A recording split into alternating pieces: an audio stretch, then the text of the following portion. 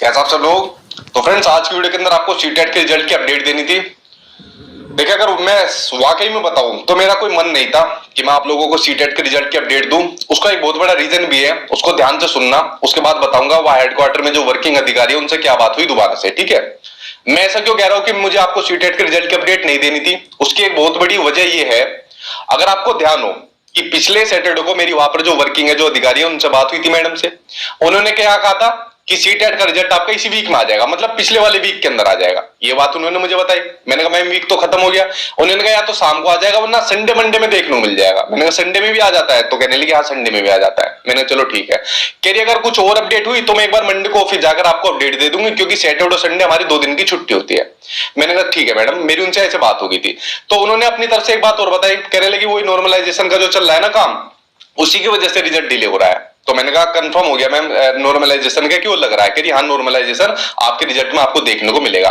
फिर मैंने और भी चीज पूछी थी, पुरानी वीडियो देख लेना, मैंने उसमें बताई थी और जो उनसे बात हुई थी मेरी, तो वो इन्फॉर्मेशन मैंने आप लोगों के साथ शेयर कर दी। देखो, पहली बात तो एक बात ये समझिए, कोई भी अधिकारी होगा किसी भी डिपार्टमेंट में, मैं भी एक गवर्नमेंट एम्प्लॉय हूं, ठीक है, मैं भी सरकारी कर्मचारी हूं, अपने डिपार्टमेंट की कोई भी बिल्कुल ही आपको एग्जैक्ट खबर नहीं दे देगा कि बिल्कुल टू द पॉइंट आपको एग्जैक्ट खबर दे दे। हर किसी को अपनी जॉब प्यारी होती है, ठीक है, एक जान पहचान होती है थोड़ा, तो उसी के अकॉर्डिंग थोड़ी बहुत इंफॉर्मेशन हर कोई दे देता है।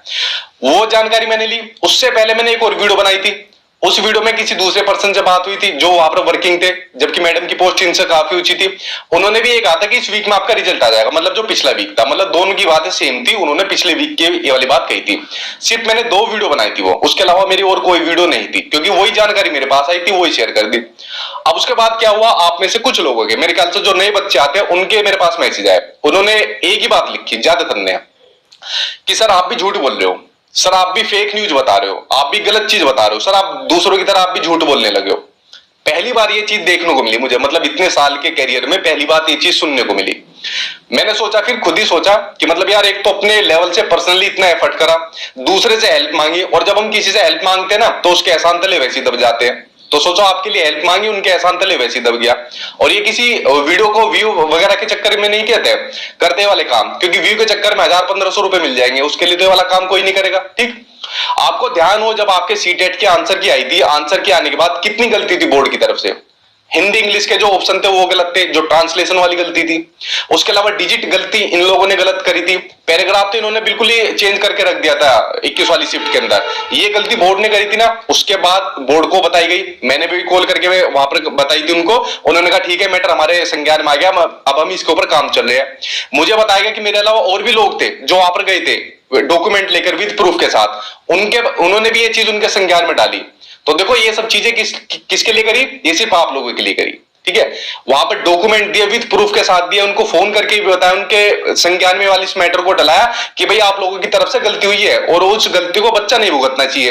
वो जो टेक्निकल गलती हुई है जिसमें बच्चा कंफ्यूज हुआ है, उल्टे सीधे आंसर लगा कर आया, उसको बोनस नंबर मिलनी चाहिए सभी बच्चों को।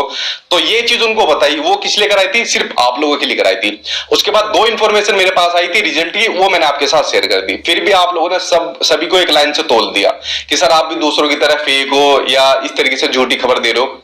तो देखो, अगर आप सभी को एक लाइन से आंकोगे तो मेरे ख्याल से फिर तो आपकी कोई हेल्प नहीं करेगा, कोई आपके सपोर्ट में नहीं आएगा, कोई आपके हित की बात नहीं करेगा।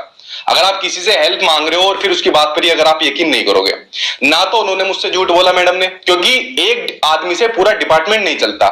ना तो उन्होंने मुझसे झूठ बोला था और ना ही मैंने आपको कोई गलत चीज जानकारी बताई थी।